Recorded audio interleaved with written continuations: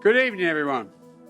Prime Minister Albanese, Prime Minister Modi, and Prime Minister Kishida, and Governor John Carney, Senator Chris Coons, and Representative Lisa Blount-Rochester. All the scientists and doctors and advocates here tonight, what a fitting way to end the Quad Summit by launching another historic endeavor. When I was Vice President, Jill and I launched here in the States what we call the cancer moonshot. We committed to end cancer as we know it and reach 50% cure for cancers in a time frame that we've announced. We had lost our son to glioblastoma in 2015, Bo, a graduate of this great institution. And like many mothers and fathers, quite frankly, we were ready to give up. But I wasn't going to run again. My son, Bo, knowing he was going to die shortly, pulled me aside, not a joke. I wrote about it, made me promise that I wouldn't walk away, that I'd stay involved, because he knew the impact if we stayed and made the case. I remember him saying to me, "Dad, this is the God's truth. Dad, I'm not afraid. I'm going to be okay." He knew he was about to die.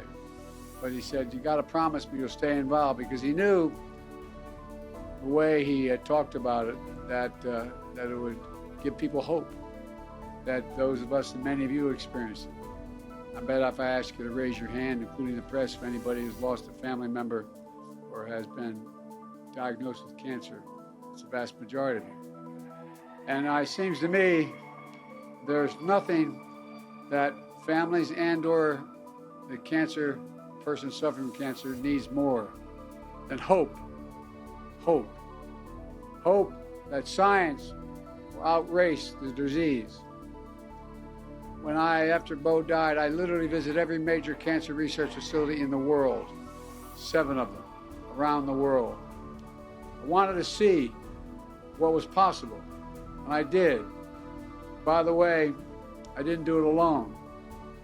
I want to thank Danielle Carnival, who's here. Where are you, Danielle? I want people to see you. Who was an effort, Doc, and worked on putting this together for me. During those trips, I got to see the incredible dedication that scientists, doctors, and nurses.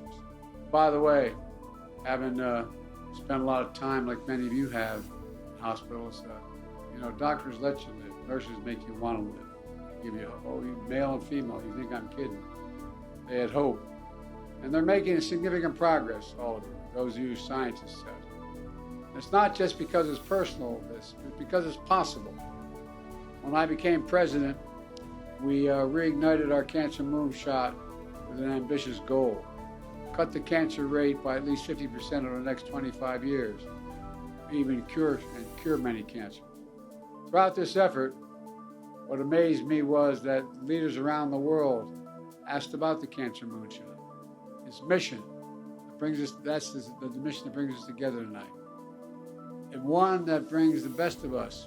That's why we're here today. I'm proud to announce that the Quad Cancer Moonshot is what we're talking about. Our goal is to team up and cancer around the world, and starting with cervical cancer.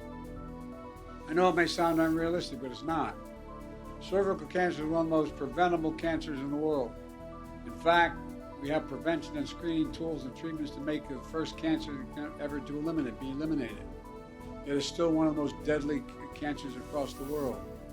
Every year, 150,000 women die from cervical cancer in the Indo-Pacific. Every year. That's more than double the population of this city. We can't and will not let that continue. The 4 of us are proud democracies. We're coming together to deliver better hope, more hope for our people. In practice, the Quad Cancer Moonshot means more collaboration between our hospitals, research centers, and cancer foundations.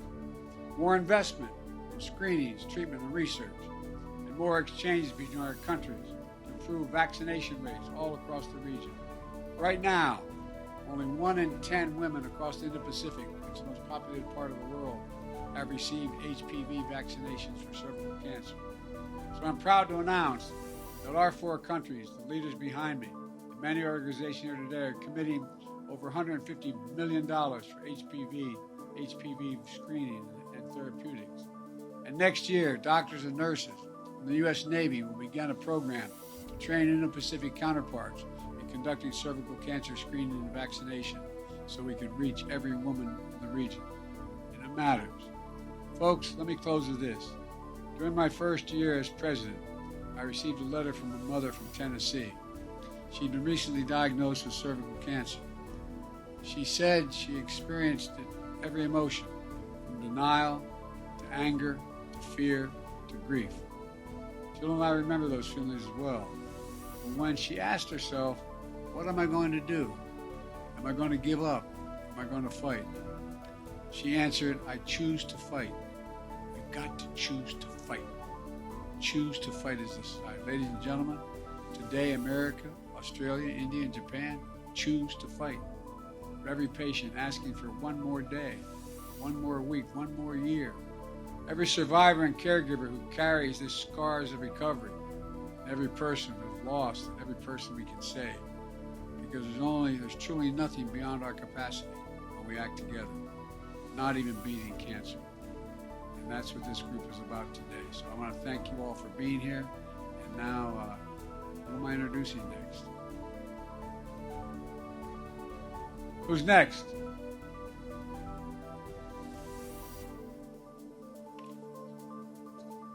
Distinguished guests, the Prime Minister of the Republic of India. By the way, he's from a small country like ours, low population, but he's become a good and decent man, a good friend.